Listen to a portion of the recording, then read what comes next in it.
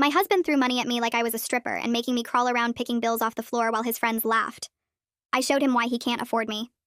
For 6 years, my husband Wade treated our marriage like a transaction where I was always on the losing end. It started on our honeymoon. We were at a resort gift shop and I saw a bracelet I liked. Nothing expensive, maybe $40. I asked Wade if we could get it. He pulled out his wallet, peeled off some bills, and threw them at me. They fluttered down around my feet while the shop clerk watched. I was so embarrassed I just picked them up and bought the bracelet without saying a word. I told myself it was a weird moment. Honeymoon stress. But it wasn't a moment. It was a preview of the next 6 years of my life. Wade made excellent money as a commercial real estate broker. When we got married, he convinced me to quit my job as an office manager so I could focus on making our house a home. He said he'd take care of everything financially. What he actually meant was he'd control everything financially. I had no access to our accounts. No credit cards in my name. Every single thing I needed, I had to ask him for. And every single time I asked, he threw money at me. Groceries. He'd toss $100 on the kitchen floor and tell me to make it last. Gas for my car. He'd flick a 50 at my lap while watching TV. New clothes because mine were wearing out. He'd count the bills slowly, then scatter them on the bed like he was making it rain at a club. At first I thought maybe this was just some quirk of his. Maybe he didn't realize how demeaning it was. So I told him. Sat him down and explained that throwing money at me made me feel worthless. Like I wasn't his wife, but his employee. Or worse. He laughed. Said I was being dramatic and oversensitive. Said most wives would be thrilled to have a husband who gave them whatever they wanted without asking questions. He didn't understand that it wasn't about the money. It was about the way he gave it to me. Like I was beneath him. Like I should be grateful to grovel at his feet and pick up whatever he tossed my way. The behavior got worse when his friends were around.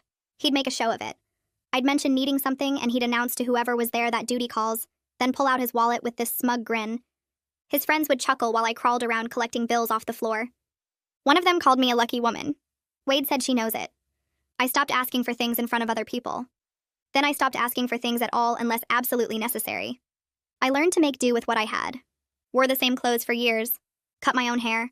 Stretched groceries as far as they could go. Wade didn't even notice. As long as the house was clean and dinner was ready, and I looked presentable at his work events, he didn't care what I needed. 3 years ago, I secretly started taking online courses at night. Accounting and bookkeeping. Wade went to bed early and slept like the dead, so he never knew I was up until 2 in the morning studying. I got certified. Then I started taking on small freelance clients. Just a few hours a week at first, working from my laptop while Wade was at the office. I opened my own bank account at a different bank across town. Every dollar I earned went straight into it. Wade had no idea. He thought I spent my days cleaning, cooking, and waiting for him to come home. The account grew slowly but steadily. After 3 years, I had enough to leave. Enough for first and last month's rent on an apartment. Enough to survive for 6 months while I built up my client base. Enough to hire a divorce attorney. The day I left, I waited until Wade went to work. Packed everything that was mine and nothing that was his. I left my wedding ring on the kitchen counter with a stack of cash next to it. Every single dollar totaled up to exactly what he'd thrown at me over the past month. Grocery money, gas money, the $30 he'd tossed at me for tampons while muttering about how expensive it was to be a woman. I left a note that said, "Keep the change." He called me 4 hours later, screaming, demanding to know where I was, saying I had no right to leave, saying I'd be nothing without him. I hung up and blocked his number. The divorce was messy because Wade made it messy. He was furious that I'd been working without his knowledge. Even more furious with what the attorney revealed. I'd found Wade's attorney information in one of the old papers I'd kept. Blake Whitfield's office was in a glass tower downtown, the kind of building Wade would approve of. I took the elevator to the 14th floor and gave my name to the receptionist. She led me to a conference room with windows overlooking the city. Blake walked in 5 minutes later, a tall man in his 50s with gray hair and reading glasses hanging from a chain around his neck. He shook my hand and sat across from me at the polished table. I'd brought everything I could find in a manila folder, my hands shaking as I pushed it toward him. He opened it and started reading through the papers, making notes on a legal pad. After maybe 10 minutes, he looked up at me and asked how long this had been going on. I told him 6 years. He asked if Wade ever hit me, and I said no, never physically. Blake nodded and said what Wade did was called economic abuse, and it was just as real as any other kind. He wanted to know about Wade's income, his accounts, his assets. I explained I had no idea what Wade actually made or where he kept his money. Blake asked if I had any bank statements, and I showed him the few I'd pulled from Wade's desk before I left. He studied them and asked about retirement accounts, investment properties, business partnerships. I didn't know about any of it. Wade never told me anything about his finances except when he was throwing money at me and telling me to make it stretch. Blake made more notes and said we had a lot of work ahead of us. Blake explained that because Wade kept me completely in the dark about our finances during the marriage, the court would force him to show everything. Every account, every asset, every dollar he earned. Wade's attorney had already called Blake's office trying to pressure me into taking a small settlement and walking away. Blake said that told him Wade was worried about what would come out during the legal process. He asked if I was ready for this to get ugly, because Wade would fight to keep control however he could. I said I was ready. I'd been ready since the day I left. Blake gave me a list of documents to find. Anything with Wade's name or signature that might show money or property I didn't know about. Old tax returns, credit card statements, receipts, anything. He said even small pieces of paper could help build the picture of what Wade was hiding from me. I left his office feeling like someone finally believed me, like what Wade did actually mattered in a way that could be proven. I spent the next week going through every box I'd packed when I left the house. I found tax returns from 3 years ago in a folder I'd grabbed thinking it had my certification papers in it. There were bank statements Wade had left on his desk that I'd used as scratch paper for my accounting homework. Receipts from his wallet that I'd found in the laundry and kept meaning to throw away but never did. I made copies of everything at the library and put them in order by date. It wasn't much, but Blake had said to bring whatever I had. I dropped the copies off at his office on Thursday afternoon, and the receptionist said he'd review them and call me. Walking back to my car, I felt like I was doing something instead of just surviving what Wade had done to me. My phone rang Friday morning from a number I didn't know. I almost didn't answer, but something made me pick up. Wade's voice came through screaming before I could even say hello. He called me every name he could think of, said I was trying to destroy him and take everything he'd worked for. I remembered what Blake told me during our meeting, and I opened the voice recorder app on my phone. Wade kept yelling about how I had no right to his money, how I never earned anything myself, how I was nothing without him. He said he'd make me pay for this betrayal, make me regret ever thinking I could leave. His voice got louder and meaner with every sentence. I didn't say a word, just let him talk while my phone recorded every threat. After maybe 5 minutes, he hung up and I saved the recording. My hands were shaking, but I had proof now of exactly who Wade was when nobody else was listening. Bethany called that afternoon and asked how I was holding up. I told her about Wade's phone call and she said to send that recording to my attorney right away. Then she said she had some good news for me. 3 people in the accounting group had asked for my contact information because they needed bookkeeping help. Small businesses, nothing huge, but steady monthly work if I wanted it. I said yes before she even finished explaining what they needed. Bethany laughed and said word was getting around that I was reliable and didn't charge an arm and a leg like the big firms. My little freelance business was growing without me even trying to advertise. I thanked her and promised to send her something nice once I got paid. She said just keep being good at what I do and send more clients her way when I got too busy. The divorce papers arrived in my mailbox on Monday. Official court documents with Wade's attorney's name at the top. I read through them sitting on my apartment floor, my stomach turning with every page. Wade was demanding I return to the marital home immediately. He claimed I abandoned the marriage without cause or warning. He said I had no grounds for divorce and was trying to steal his property. The papers asked the court to order me back to the house and deny me any spousal support or division of assets. I called Blake and read him the whole thing over the phone. He said this was typical, just Wade's attorney trying to scare me into giving up. We'd file our own response documenting everything Wade did and demanding my fair share of what we built together during the marriage.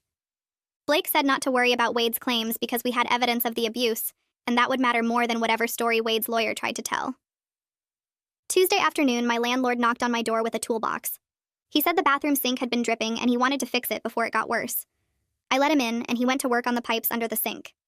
It took him maybe 20 minutes to tighten everything and stop the leak. When he came out, he looked around my apartment and said he was impressed. I'd hung some pictures I bought at a thrift store and arranged my few pieces of furniture to make the space feel bigger. He said most people who rent this unit just throw their stuff anywhere, but I'd actually made it look like a home. It was such a small comment, but it hit me hard. Nobody had complimented something I did in years without Wade taking credit or finding something wrong with it. I thanked the landlord and he left, and I stood there in my tiny apartment feeling proud of myself for the first time in longer than I could remember. Blake filed our response to Wade's petition on Thursday. He sent me a copy and I read through the detailed accounts of Wade's financial abuse, the pattern of control, the humiliation, everything. Seeing it written out in legal language made it real in a different way. Blake had included a demand for equal division of all marital assets and fair spousal support while I built my business. He called me that evening and said Wade would get served with these papers tomorrow. He warned me that Wade would probably lose his mind when he saw what we were claiming, and I should be ready for him to escalate. I said I understood and would keep my phone nearby in case I needed to call the police. Wade showed up at my apartment building at 11 that night. I was getting ready for bed when I heard pounding on my door and his voice shouting from the hallway. He called me a thief, said I stole from him, demanded I open the door right now. I grabbed my phone and dialed 911 while Wade kept pounding. The operator answered and I told her my estranged husband was at my door threatening me, and I had a protective order application pending. She said officers were on their way and to stay on the line. Wade's shouting got louder, saying he knew I was in there and I couldn't hide from him. Other apartment doors opened and neighbors looked out to see what was happening. The police arrived maybe 8 minutes later and I heard them talking to Wade in the hall. His voice changed completely, became calm and reasonable, said he just wanted to talk to his wife. The officers told him he needed to leave and escorted him down to the lobby. One of them knocked on my door and I let him in to take my statement. He wrote down everything Wade said and did, and told me this would go in the report for my protective order hearing. The next morning, I met Blake at his office to file for a temporary protective order. I brought the recording of Wade's threatening phone call and the police report from last night. Blake listened to the recording twice and said combined with Wade showing up at my apartment, we had solid grounds for the judge to grant protection. He filled out the paperwork while I sat across from him, and I signed everywhere he pointed. Blake said the hearing would probably be scheduled within a week, and based on what we had, he was confident the judge would order Wade to stay away from me. We filed the papers at the courthouse that afternoon, and I walked out knowing I'd done everything I could to keep myself safe from the man I used to think would protect me. The protective order hearing was scheduled for Tuesday morning. I showed up at the courthouse with Blake at 8:30, and we sat on a wooden bench outside the courtroom waiting for our case to be called. Wade arrived 15 minutes later with his attorney, a tall man in an expensive suit who looked like he charged $500 an hour just to breathe. Wade glanced at me once, his face twisted with anger, then looked away. Blake leaned over and told me not to make eye contact or engage with Wade in any way.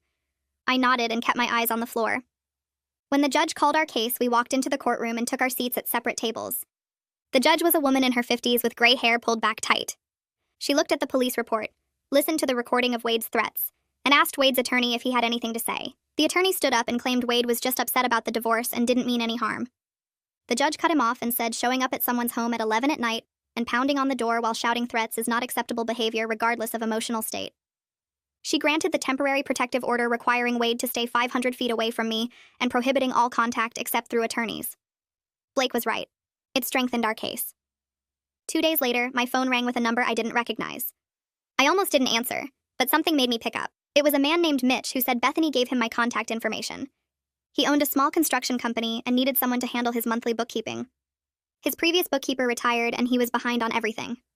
We talked for 20 minutes about what he needed and I gave him my rates. He agreed immediately and said he'd email me the contract and first month's retainer. When I hung up, I pulled up my banking app and calculated what the retainer would mean. It was more than Wade used to throw at me for an entire month of groceries. I sat there staring at my phone, realizing my business was actually becoming real. The next afternoon, Wade's mother called. I saw her name on the screen and my stomach dropped, but I answered because ignoring her would just make things worse. She was crying before I even said hello. She told me I was tearing the family apart and ruining Wade's reputation. Everyone at their church was talking about the divorce. People were asking questions. She said Wade was a good provider and I should be grateful instead of dragging him through court. I listened to her sob for a full minute before I said anything. When she finally stopped to take a breath, I told her that Wade's idea of providing was throwing money at me like I was working at a club and making me crawl around on the floor picking up bills while his friends laughed. I told her he controlled every dollar I spent for 6 years and humiliated me every single time I needed something. There was silence on the other end. Then she said, "That's just how men are sometimes. They don't always know how to show affection properly." I hung up without saying goodbye. She called back 3 times, but I didn't answer. There was no point. She would never understand that what Wade did wasn't about affection or providing. It was about power and control. Blake called me Friday morning with good news. The judge signed the protective order, which meant it was now official and enforceable. He also said this would help our case in the divorce proceedings, because it established a pattern of threatening behavior. Blake explained that his team was preparing discovery requests to serve on Wade, demanding documentation of all his income, assets, and financial transactions for the past 6 years. He warned me that Wade's attorney would probably object to most of the requests, because that's what lawyers do when their clients have something to hide. I thanked him and hung up feeling like things were finally moving in the right direction. That same day, I had my first appointment with a therapist named Elena, who specialized in financial abuse and controlling relationships. Blake recommended her after I mentioned having trouble sleeping and feeling anxious every time I saw someone who looked like Wade.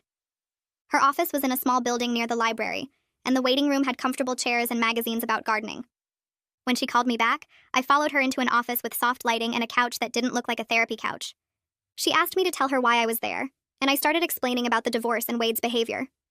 But when I got to the part about him throwing money at me and making me pick it up off the floor, I started crying. Actually crying, not just tearing up. I couldn't stop. Elena handed me a box of tissues and waited. When I finally got myself together, I apologized for losing it. She said there was nothing to apologize for. She said what I described was abuse, and saying it out loud probably made it feel more real and more embarrassing. I nodded because that was exactly how it felt. Like admitting Wade treated me that way meant admitting I let him treat me that way. Elena spent the rest of the session explaining that shame is something abuse victims feel all the time, but the shame belongs to the abuser, not the victim. She said I survived 6 years of someone systematically breaking down my sense of worth, and the fact that I got out and built a new life meant I was stronger than I probably realized. Before I left, she gave me some papers with exercises for recognizing when I was blaming myself for Wade's choices. I folded them up and put them in my purse. Not sure if I'd actually do them, but grateful someone understood what I'd been through. The following week, Blake's team served Wade with the discovery requests. I didn't see it happen, but Blake called me afterward and said Wade's attorney responded within hours with objections to almost every single request. Blake laughed and said this was completely expected. Attorneys always object first and negotiate later. He said we'd file a motion to compel if Wade didn't cooperate, and the judge would force him to turn over the documents. The important thing was that we were putting pressure on Wade to reveal his actual financial situation, not the fake version he wanted everyone to believe. While all the legal stuff was happening, my business kept growing. I landed 2 more clients in the same week, both small businesses that needed basic bookkeeping services. One was a landscaping company and the other was a hair salon. The salon owner found me through my website, and the landscaping company was another referral from Bethany. I did the math and realized I was now making enough each month to cover my rent and expenses without touching my savings. The feeling was incredible. Every dollar I earned went into my account with my name on it. Nobody threw it at me. Nobody made me ask permission to spend it. Nobody controlled when or how I could access it. It was mine because I worked for it, and that felt better than any expensive gift Wade ever bought me to show off to his friends. Then Wade violated the protective order.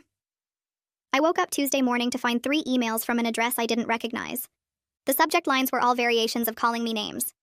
I opened the first one and immediately recognized Wade's writing style. He called me a gold digger who never loved him and only married him for his money. He said I was trying to steal everything he worked for and turn everyone against him. The other 2 emails were more of the same, getting angrier and more threatening with each one. I forwarded all 3 to Blake before I even got out of bed. He called me 20 minutes later and said he was filing a motion to hold Wade in contempt of court for violating the protective order. He said judges don't like it when people ignore their orders, and this would only make Wade look worse. That weekend, Bethany called and asked if I wanted to go to a networking event for women in accounting. It was at a hotel downtown on Thursday evening, and she thought it would be good for my business. I immediately felt nervous. Wade never let me attend professional events without him. He always said he needed to be there to make sure I represented us properly, which really meant he wanted to control who I talked to and what I said. The idea of going to a networking event alone made my stomach hurt. But I told Bethany yes anyway because I was tired of letting Wade's voice in my head make decisions for me. Thursday came and I drove to the hotel, parked, and sat in my car for 10 minutes trying to convince myself to go inside. Finally, I got out and walked through the doors before I could change my mind. The event was in a conference room with maybe 50 women standing around talking and eating appetizers. Bethany saw me right away and waved me over. She introduced me to 3 women who all needed bookkeeping help, and we exchanged business cards. Then she introduced me to 4 other women who became actual friends over the next few months. Women who understood what it was like to build a career and deal with difficult situations. Women who didn't judge me for leaving my marriage or ask why I stayed so long. By the time I left that night, I had 3 potential new clients and felt like maybe I could do this whole independent life thing after all. The contempt hearing happened 2 weeks later on a Thursday morning. Blake told me I didn't have to attend, but I wanted to see what would happen when Wade faced actual consequences for once in his life.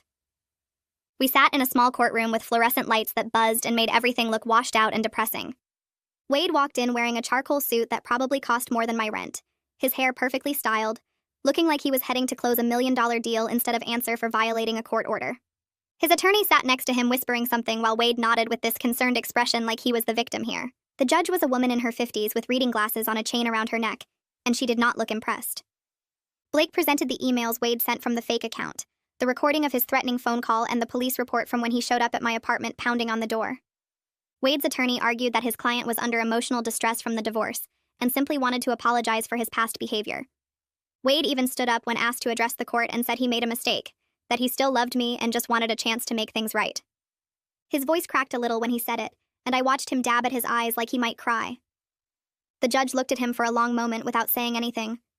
Then she looked down at the protective order in front of her and back up at Wade. She told him that emotional distress was not an excuse for violating a court order, that the order existed precisely because of his pattern of controlling and threatening behavior, and that his claim of wanting to apologize rang hollow given the content of his messages.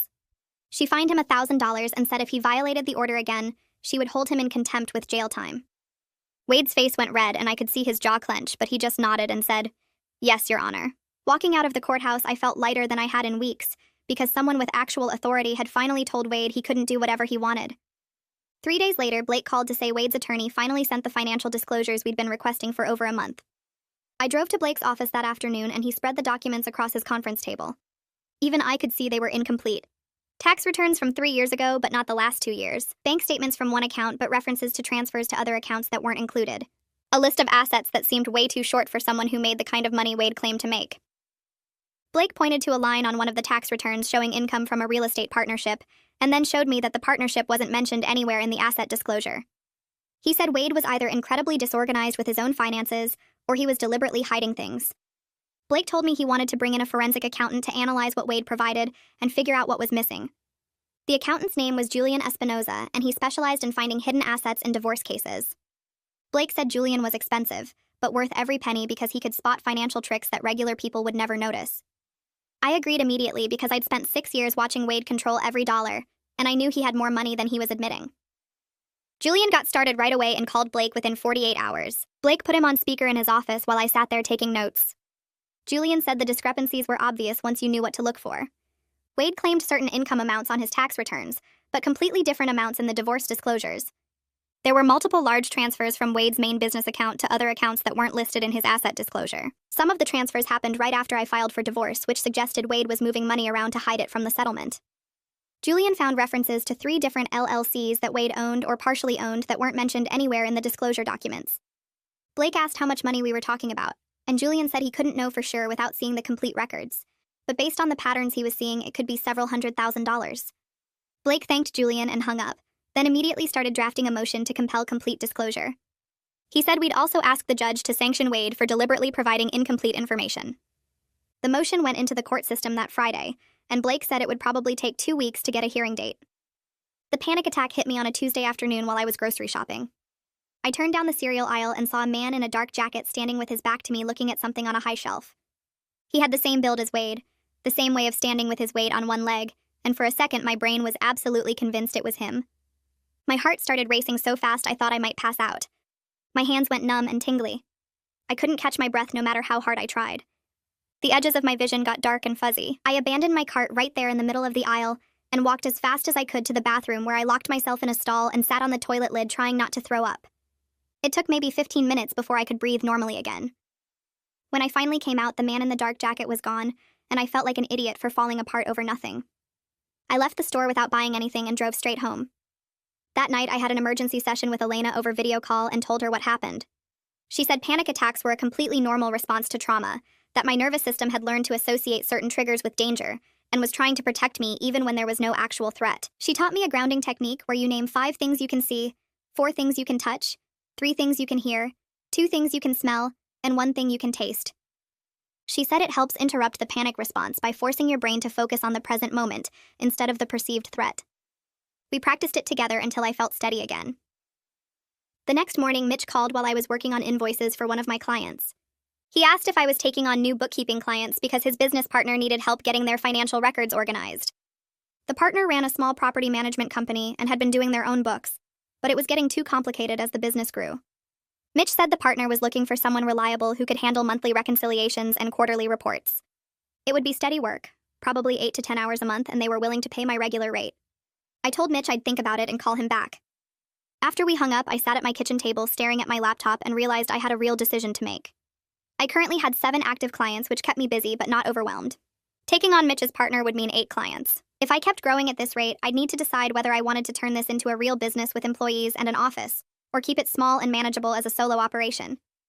For the first time in my adult life, the choice was completely mine. Nobody was going to throw money at me and tell me what to do. Nobody was going to make this decision for me or take credit for my success. I could build this into whatever I wanted it to be.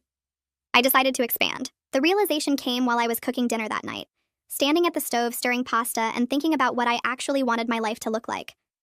I wanted financial security that came from my own work, not from depending on someone else.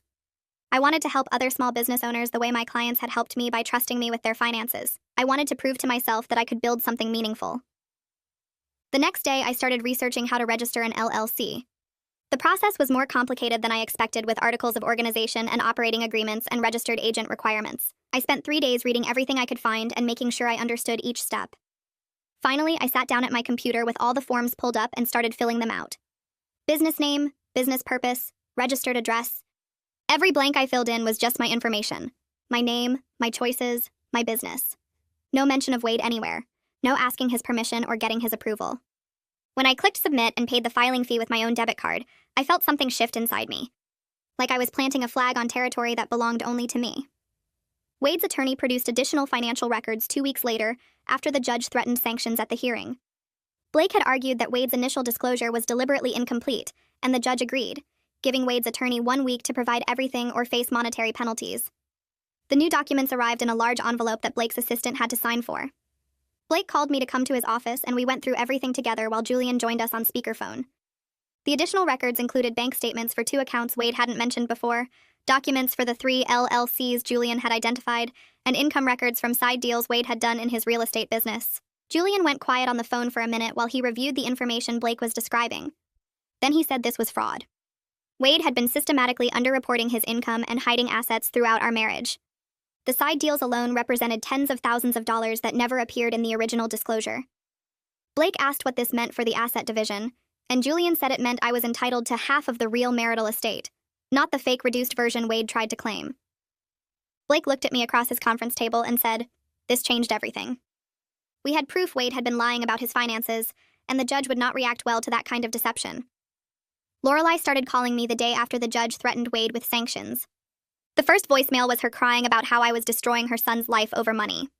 The second one was angrier, saying I was a gold digger who never appreciated what Wade gave me. The third one said I was going to regret tearing apart the family. I got 6 more calls over the next 3 days, each voicemail getting progressively more hostile. She called me ungrateful, selfish, vindictive. She said Wade was a good man who made one mistake and I was punishing him forever. She said I should be ashamed of myself for dragging him through court instead of working things out privately like mature adults. I listened to the first few messages but deleted the rest without listening.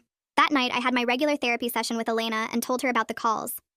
Elena said I needed to block Lorelai's number because I didn't owe Wade's family access to me just because we weren't divorced yet. She said people who enabled abuse often got angry when the victim escaped because it forced them to confront their own role in allowing the abuse to happen. I blocked Lorelai's number as soon as I got home from therapy and felt guilty about it for maybe an hour before the relief set in. Julian's full forensic report arrived 3 weeks after he started his investigation. Blake scheduled a meeting at his office to go through the findings, and I brought a notebook because I knew there would be a lot of information to process. Julian attended in person this time, a thin man in his 40s with wire-rimmed glasses who spread spreadsheets and charts across the entire conference table. He walked us through his analysis point by point. Wade had underreported his income by roughly 40% throughout our entire marriage. He had money in accounts I never knew existed, including one offshore account in the Cayman Islands that held over $80,000. The side deals in his real estate business generated significant income that he never declared in the divorce proceedings. Some of the money he claimed was business expenses was actually personal spending he was trying to hide. Julian estimated the actual value of marital assets was close to $700,000, not the $300,000 Wade claimed in his initial disclosure. Blake asked what this meant legally, and Julian said it meant Wade had committed fraud by deliberately misrepresenting his financial situation in divorce proceedings.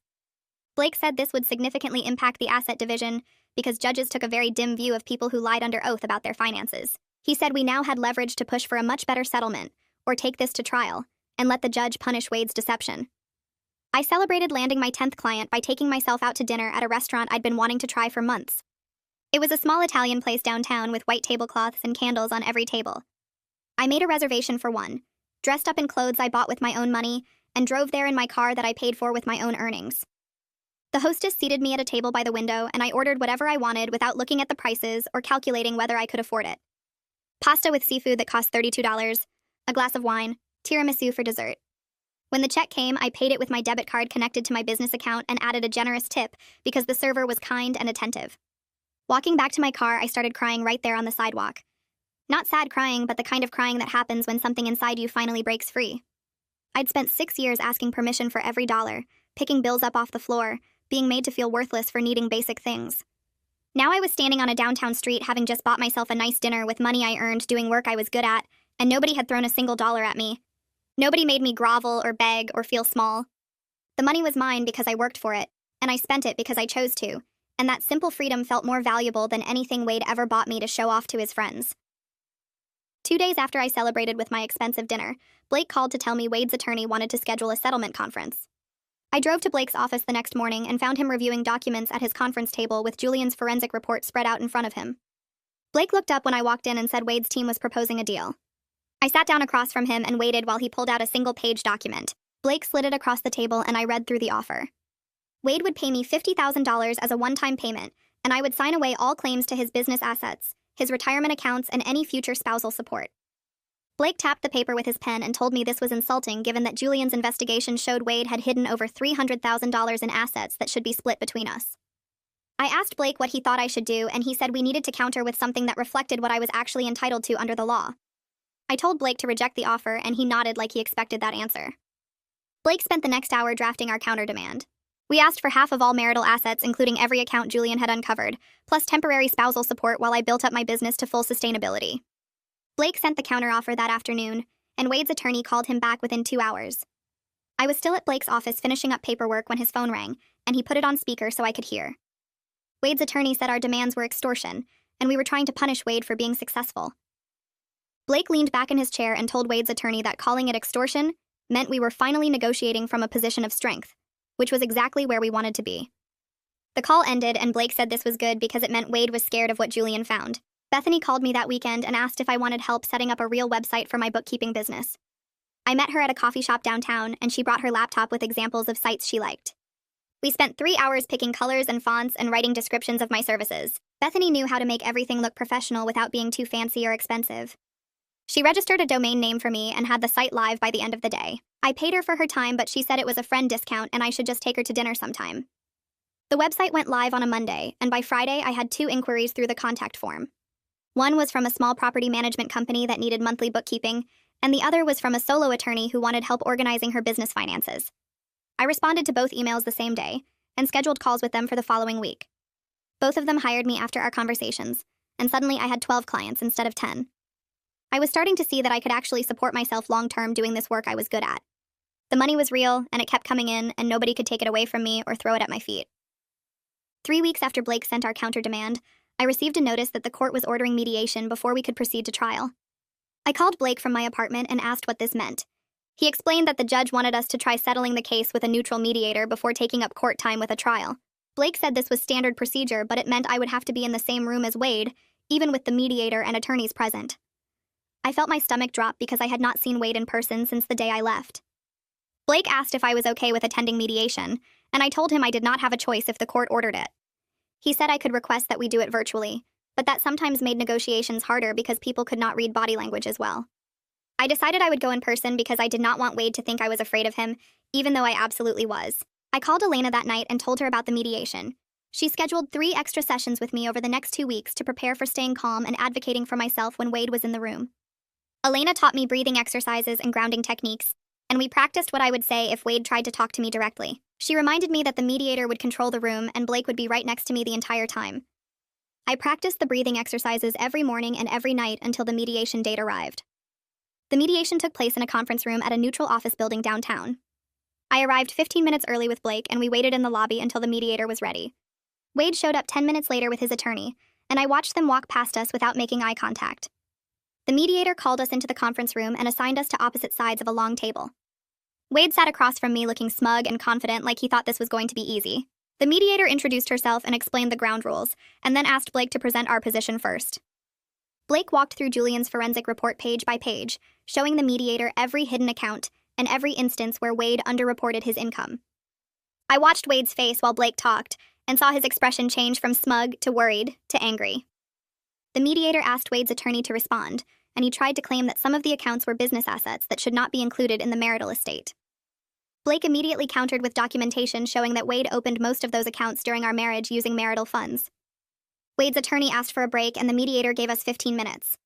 Blake and I went to a smaller room down the hall, and he told me this was going well, because Wade was realizing he could not charm or intimidate his way out of the evidence. When we returned to the conference room, Wade's attorney presented a new settlement offer. Wade would pay me $100,000 plus limited spousal support for 1 year. Blake looked at the numbers and then looked at me, and I shook my head. Blake told the mediator that this was still far less than half of what Wade actually had, and we were rejecting the offer. Wade's attorney requested another break, and I heard Wade shouting at him through the conference room walls. His voice carried down the hallway, and I caught words like ridiculous and greedy and ungrateful.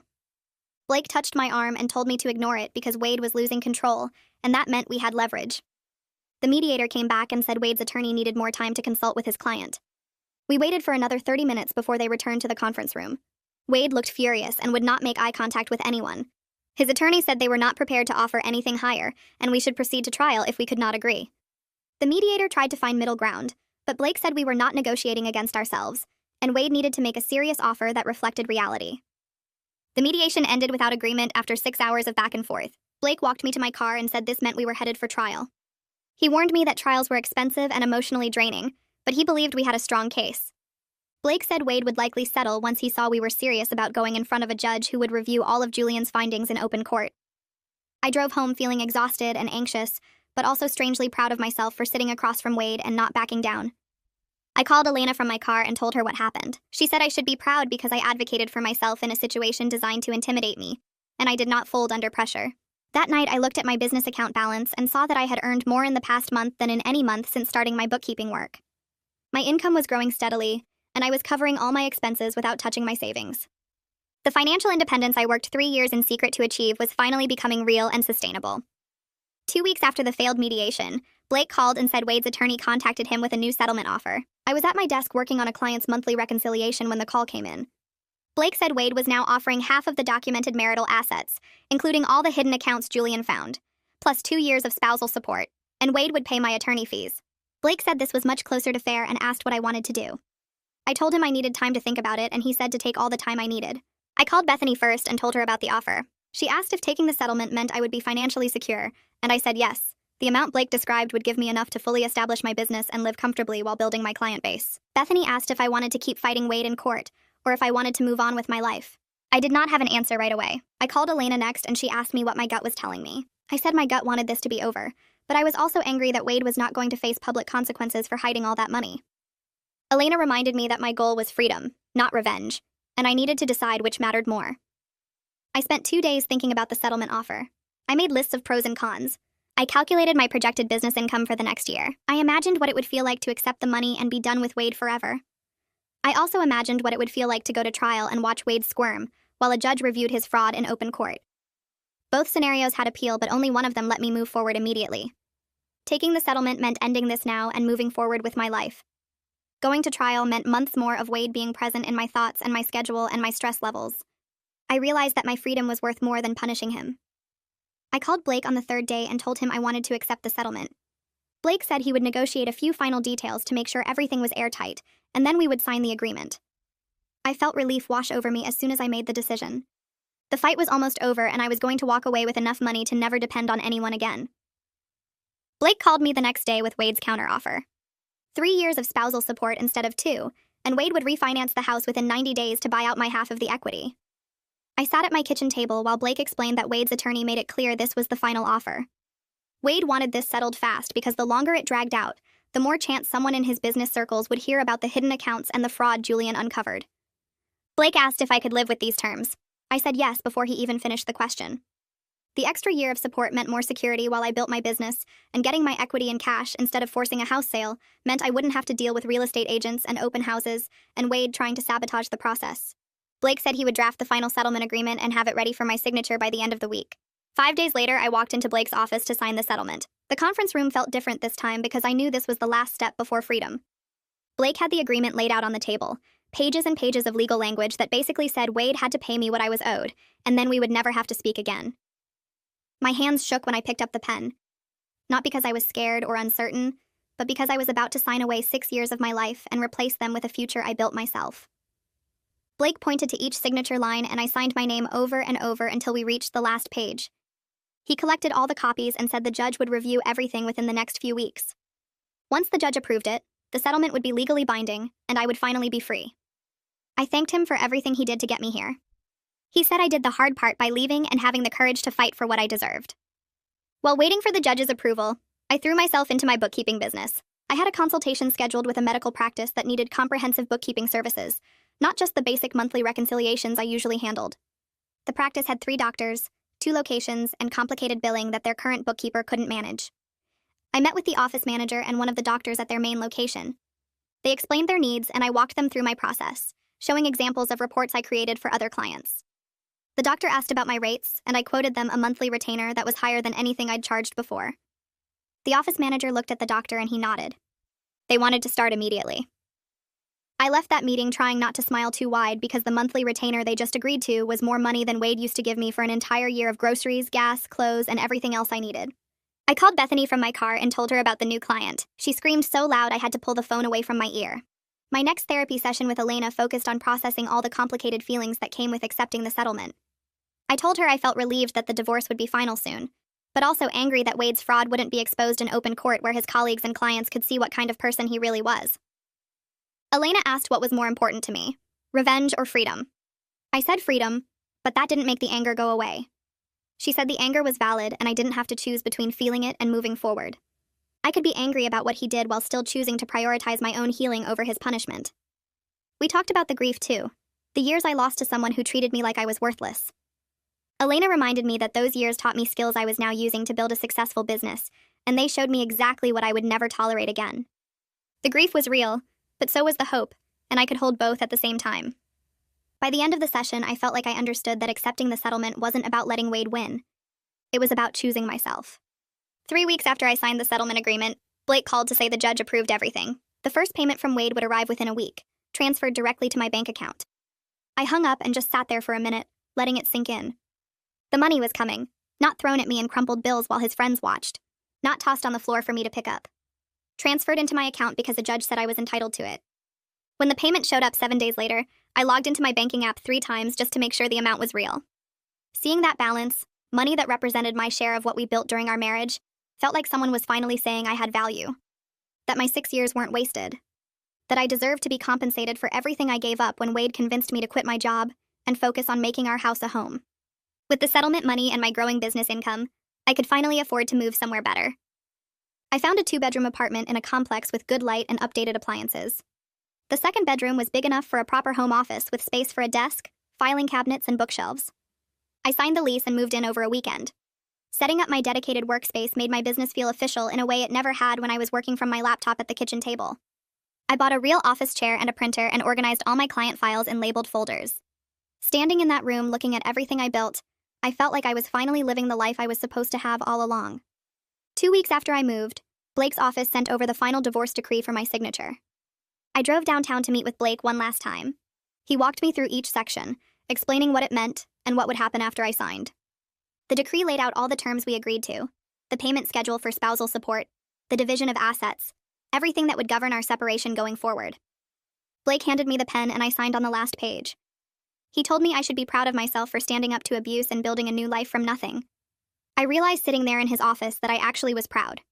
Proud that I planned my escape for 3 years without Wade knowing. Proud that I left with my dignity intact. Proud that I built a business that could support me. Proud that I fought for what I deserved instead of accepting whatever Wade wanted to give me. The divorce became final 30 days after I signed the decree. I woke up that morning and the first thing I thought was that I was legally single for the first time in 6 years. No longer Wade's wife. No longer tied to someone who treated me like I was beneath him. Just me, with my own name and my own life and my own future.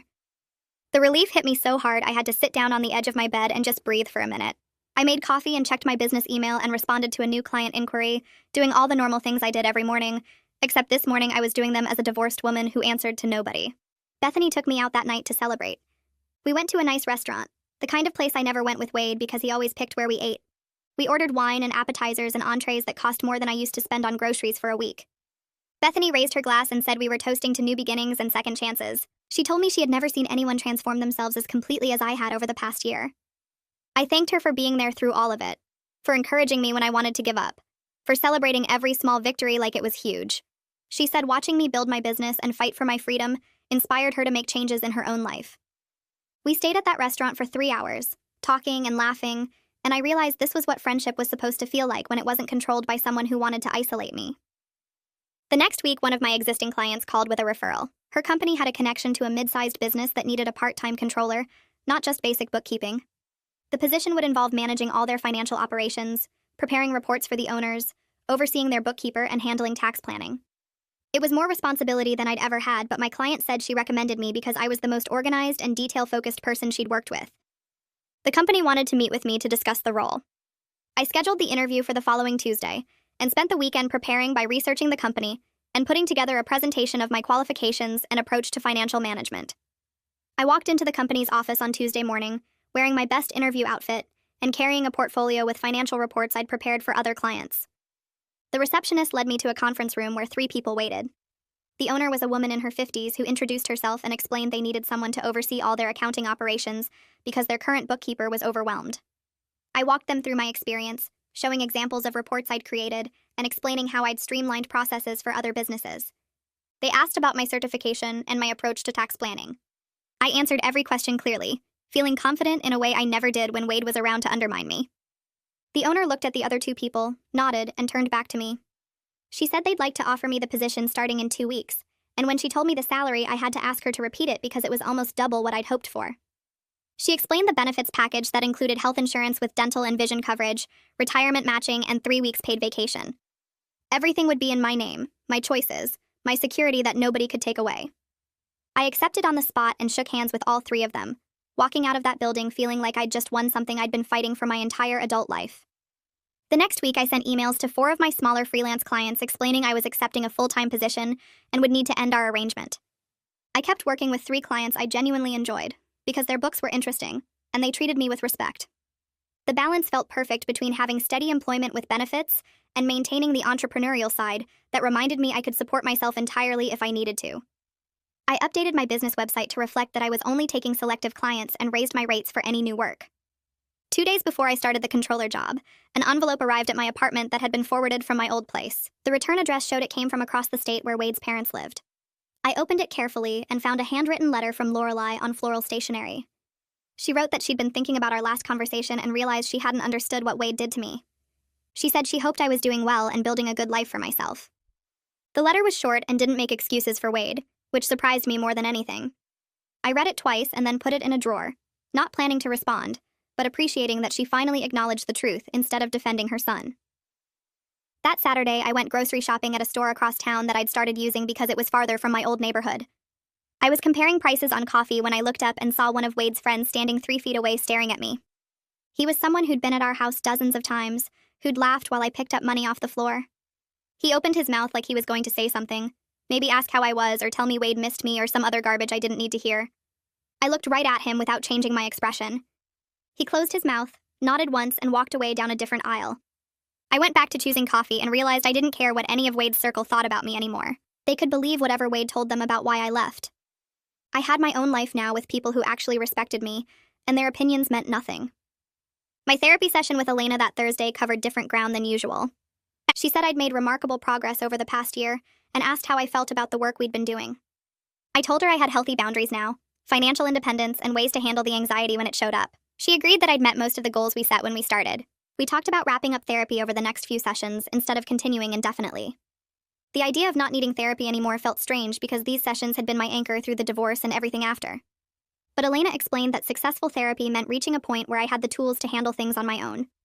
We scheduled 3 more appointments to work on my remaining goals and make sure I felt ready to manage without regular support. My business accountant called the following week asking me to come in and review my first year of self-employment taxes before filing. I drove to his office and sat down while he pulled up spreadsheets showing every dollar I'd earned from my bookkeeping business. He walked through the numbers explaining deductions and estimated payments I'd need to make quarterly, now that I had the controller job too. Then he showed me my total income from freelance work over the past 12 months. The number shocked me so much I asked him to show me how he calculated it. He pulled up my invoices and payments received, adding them right in front of me. I'd earned more from my bookkeeping business than I ever knew Wade made in a year from his commercial real estate work. The money I earned myself, that nobody could take away or throw at me like I should be grateful for scraps. I signed the tax forms and drove home thinking about how I'd built something real while Wade thought I was just sitting around waiting for him. 3 weeks into my controller job, I registered for a conference for accounting professionals downtown. The 2-day event had workshops on new tax regulations and software demonstrations and networking sessions. I'd never been to anything like it, because Wade controlled who I talked to and how long I stayed anywhere. I showed up the first morning and attended sessions on financial reporting and audit preparation. During lunch, I sat with 3 other women who ran their own bookkeeping businesses, and we talked about client management and pricing strategies. One of them asked for my business card after I explained how I structured my services. Two more people asked for cards during the afternoon networking session. I handed them out feeling confident and capable, like I belonged in these professional spaces. The second day, I went to advanced Excel workshops and a panel discussion about the future of small business accounting. I collected business cards from people who might become clients or referral sources, building a network that was mine instead of just being Wade's wife who showed up to his work events and smiled on command. That evening, Bethany called and said we should plan a real vacation together. I hadn't taken a trip in years that wasn't performing the role of Wade's perfect wife at some resort he chose. We spent an hour looking at beach resorts online, comparing prices and amenities and reading reviews. We found a place with good ratings that wasn't too expensive and booked a week 4 months out. I paid for my half of the room without asking anyone's permission or feeling guilty about spending money on myself. Bethany said this would be my celebration trip for everything I'd accomplished in the past year. We made lists of things we wanted to do and restaurants we wanted to try, planning the whole week without anyone telling us what we should do or where we should go. 4 months later, we flew to the coast and checked into the resort. We spent the first day on the beach reading books and swimming in the ocean. The second day, we rented bikes and rode along the waterfront. On the third day, we were having lunch at an outdoor cafe when someone at the next table raised their hand to call the server over. I didn't flinch. I noticed it immediately because for years I'd tensed up whenever anyone made sudden movements with their hands, always expecting Wade to throw something at me. But I just kept eating my sandwich without any reaction at all. That evening, we went shopping in the resort town, and I looked at jewelry and clothes without calculating the cost of everything or waiting for someone to make me grovel for what I wanted. We had dinner at an expensive restaurant, and I ordered what sounded good instead of choosing the cheapest thing on the menu. Walking back to the resort that night, I realized the healing had happened. So gradually, I didn't notice it was working, until I saw how different I felt from the person who used to pick up bills off the floor while Wade's friends laughed. 6 months after I started the controller job, my boss called me into her office. She said the company was growing faster than expected, and they needed someone to take on expanded responsibilities. She offered me a promotion to senior controller with a significant raise and oversight of 2 new staff members they were hiring. She told me I was the most detail-oriented financial professional she'd worked with, always catching errors before they became problems and finding ways to improve their processes. I accepted the promotion and thanked her for the opportunity. Walking back to my desk, I thought about how Wade's control had forced me to develop exactly these skills. I'd learned to track every penny, notice inconsistencies, and manage complex financial situations because I had to survive on whatever Wade decided to give me. The abilities that came from suffering through his abuse were now the foundation of my professional success, and he would hate knowing that his cruelty had made me better at something than he ever was. I spent 2 months researching cars online, comparing prices and reading reviews about reliability and safety ratings. I made spreadsheets tracking maintenance costs and fuel efficiency because I wanted to make the smartest choice possible with my own money. The dealership I chose was small and family-owned, not one of those high-pressure places where salespeople follow you around. I test drove 3 different models before deciding on a silver sedan that was 3 years old but had low mileage and a clean inspection report. The finance manager walked me through the paperwork, and when I signed my name on the loan documents, I noticed my hand wasn't shaking at all. This was my credit, my choice, my responsibility, and nobody could take it away or throw the keys at me like I should be grateful. Driving off the lot that afternoon, I kept glancing at myself in the rearview mirror because I looked different somehow, more solid and real than I had in years. The car wasn't fancy or impressive, but it was mine in a way nothing had been mine during my marriage to Wade. I parked it in my designated spot at the apartment complex and sat there for a few minutes just looking at it, feeling this quiet satisfaction that didn't need anyone else's approval or validation. 3 weeks later, I walked into Elena's office for what we'd agreed would be our last regular session. She asked me to reflect on where I was when we started compared to now, and I told her about the car and the promotion and how I'd stopped flinching when people made sudden movements. She smiled and said the growth I'd shown was remarkable, that most people who leave abusive situations take years longer to reach this level of independence and self-awareness. I thanked her for helping me see that leaving Wade wasn't the end of my story, but the beginning of the life I was meant to have all along. She reminded me that I'd done the actual work. She just provided tools and guidance, and the strength to use those tools came from inside me. We talked about what to watch for in terms of potential setbacks or triggers, and she gave me her card with instructions to call if I ever needed a tune-up session. Walking out of her office building that day felt different from all the other times because I wasn't going back next week. I was moving forward on my own with all the skills she'd helped me develop. I sat in my car before driving home and realized I wasn't scared of managing my mental health without regular therapy appointments, which meant the healing had worked deeper than I'd understood. A year after the divorce was finalized, I was sitting in my home office on a Saturday morning reviewing financials for 3 different clients. The sun was coming through the window warming my desk, and I had coffee in my favorite mug that I'd bought myself without asking permission or calculating if I could afford it.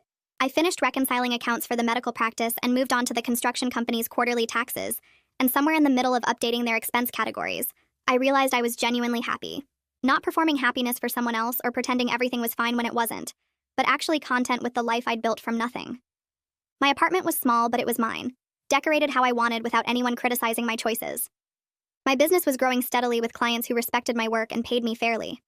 My job as senior controller gave me financial security and health insurance that nobody could take away. I had friends who actually knew me instead of just knowing Wade's wife, and I had skills and confidence I'd developed entirely on my own. The happiness wasn't loud or dramatic. It was quiet and steady, like finally being able to breathe all the way down to the bottom of my lungs after years of holding my breath. That afternoon, I was responding to client emails when a new message came in from someone I didn't recognize. The subject line said financial consulting question, and when I opened it, a woman named Sarah explained that she'd found my website while searching for help. She was trying to leave a controlling relationship, but had no access to money or credit, and she wanted to know if I did financial consulting for people in abusive situations. I read her email 3 times, seeing my own story reflected in her words about being cut off from accounts and having to ask permission for basic necessities. I hit reply immediately and told her yes, I'd be honored to help, and my first consultation was free because I understood exactly what she was facing. I explained that I'd been where she was and made it out, and I could help her create a plan for building secret savings and establishing independence. Writing that email, I felt something shift inside me, like the last piece of my healing falling into place. My suffering with Wade hadn't just been pointless cruelty I survived. It had given me specific knowledge and experience I could use to help other women escape the same trap. Sarah wrote back within an hour, asking when we could meet, and I scheduled her for the following Tuesday evening. Closing my laptop that night, I thought about how Wade probably assumed destroying me was his legacy. But instead, I'd turned his abuse into expertise that would help other people find freedom, and that felt like the best possible ending to what he'd tried to make me believe was my story.